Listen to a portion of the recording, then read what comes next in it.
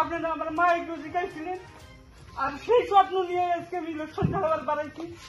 আমার আশা যে আমার সেই মায়ের স্বপ্নকে পূরণ করার আপনারা একটা সুযোগ দিবেন, আর সেই আশা নিয়েই আমি আপনাদের আজকে ডাকছি। আর আমার ডাকে এত ভাবে এত সুন্দর ভাবে আপনারা আমাকে সহায়তা জানাইছেন, তার জন্য আমার অন্তর থেকে আপনাদেরকে ধন্যবাদ জানাই।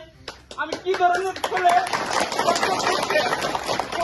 ছোট্ট থেকে আপনাদের মধ্যে বড় হয়েছি, বিভিন্ন সভা সমিতি বিভিন্ন অনুষ্ঠান প্রতিষ্ঠানে আমি আপনাদের সাথে আছি। দেখেছেন আমার ব্যবহার কিরকম, আমি কার সাথে কিরকম ভাবে ব্যবহার করি। শিক্ষিত অশিক্ষিত, কামলা বেচা, প্রফেসর, মাস্টার সব আমার কাছে এক সমান। আমাকে সমবায়িতের মেম্বার হিসেবে আপনারা নির্বাচিত করেছিলেন। আমি আশা করার থেকেও অনেক ভোট দিয়ে আমাকে সমবায়ের মেম্বার বানিয়েছিলেন। সেখানে আমার যথেষ্ট আমি চেষ্টা করেছি আপনাদের জন্য কিছু করার, কিন্তু একলা আমি সেখানে সম্ভব হয়ে পারিনি। তার জন্য আপনাদের কাছে আমি দুঃখ প্রকাশ করি। অনাগত দিনে আমাকে যদি আল্লাহ বাঁচিয়ে রাখে আর আপনাদের ভোটের জরিয়তে যদি আমি উইন হতে পারি, অনাগত দিনে আপনাদের জন্য আমি যুদ্ধ করব।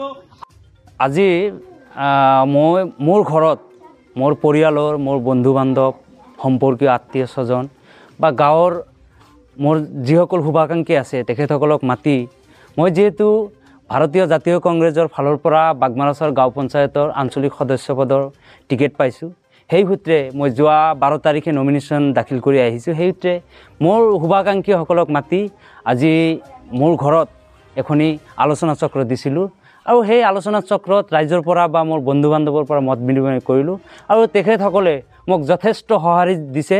ইতিমধ্যে আপোনালোকে দেখা পাইছে যে প্ৰায় 300-400 মানুহ মোৰ শুভাকাংক্ষীসকলে আজি মোৰ ঘৰত আহি উপস্থিত হৈছিলে আৰু মই এই ক্ষেত্ৰত তেখেতসকলৰ ওপৰত যথেষ্ট সন্তুষ্টি লাভ কৰিছোঁ। মোৰ আত্মবিশ্বাস যথেষ্ট বাঢ়িছে, যিহেতু অহা 18 তাৰিখৰ পৰা বা 17 তাৰিখ আবেলি 4 বজাৰ পৰা সম্পূৰ্ণ নিৰ্বাচনী প্ৰচাৰটো আৰম্ভ হ'ব। গতিকে অনাগত দিনত এই গোটেই ৰাইজ বা মোৰ যিখিনি শুভাকাংক্ষী আছে প্ৰত্যেকেই মোৰ লগত সহযোগিতা কৰিব আৰু আগন্তুক যি নিৰ্বাচন সেই নিৰ্বাচনত প্ৰত্যেকে সহযোগিতা কৰি মোক বিজয়ী কৰিব বুলি মই আশাবাদী। আপোনাৰ নাম কি আছে? মোৰ নাম শাহানুৰ ৰহমান, বাগমাৰাছৰ গাঁও পঞ্চায়তৰ আঞ্চলিক সদস্য পদৰ ভাৰতীয় জাতীয় কংগ্ৰেছৰ মনোনীত প্ৰাৰ্থী।